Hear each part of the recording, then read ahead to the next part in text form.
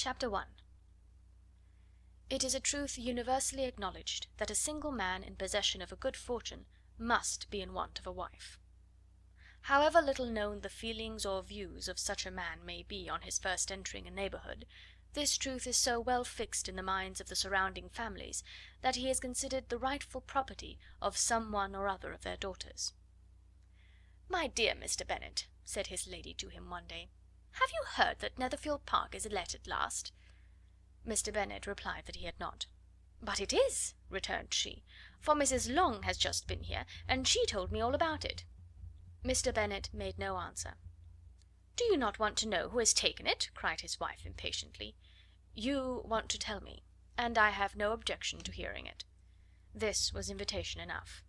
"Why, my dear, you must know. Mrs. Long says that Netherfield is taken by a young man of large fortune from the north of England; that he came down on Monday in a chaise and four to see the place, and was so much delighted with it that he agreed with Mr. Morris immediately; that he is to take possession before Michaelmas, and some of his servants are to be in the house by the end of next week." "And what is his name?" "Bingley." "Is he married or single?" "Oh, single, my dear, to be sure. A single man of large fortune, 4,000 or 5,000 a year. What a fine thing for our girls!" "How so? How can it affect them?" "My dear Mr. Bennet," replied his wife, "how can you be so tiresome? You must know that I am thinking of his marrying one of them." "Is that his design in settling here?" "Design? Nonsense! How can you talk so? But it is very likely that he may fall in love with one of them, and therefore you must visit him as soon as he comes." "I see no occasion for that.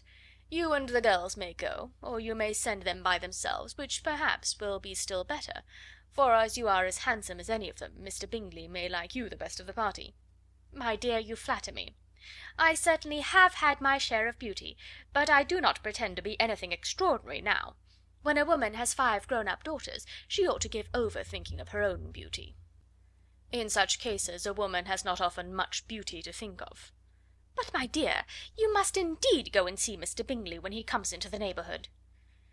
"It is more than I engage for, I assure you." "But consider your daughters. Only think what an establishment it would be for one of them. Sir William and Lady Lucas are determined to go, merely on that account, for in general, you know, they visit no newcomers. Indeed you must go, for it will be impossible for us to visit him if you do not." "You are over scrupulous, surely. I dare say Mr. Bingley will be very glad to see you, and I will send a few lines by you to assure him of my hearty consent to his marrying whichever he chooses of the girls, though I must throw in a good word for my little Lizzie." "I desire you will do no such thing. Lizzie is not a bit better than the others, and I am sure she is not half so handsome as Jane, nor half so good humoured as Lydia. But you are always giving her the preference." "They have none of them much to recommend them," replied he. "They are all silly and ignorant like other girls, but Lizzie has something more of quickness than her sisters." "Mr. Bennet, how can you abuse your own children in such a way?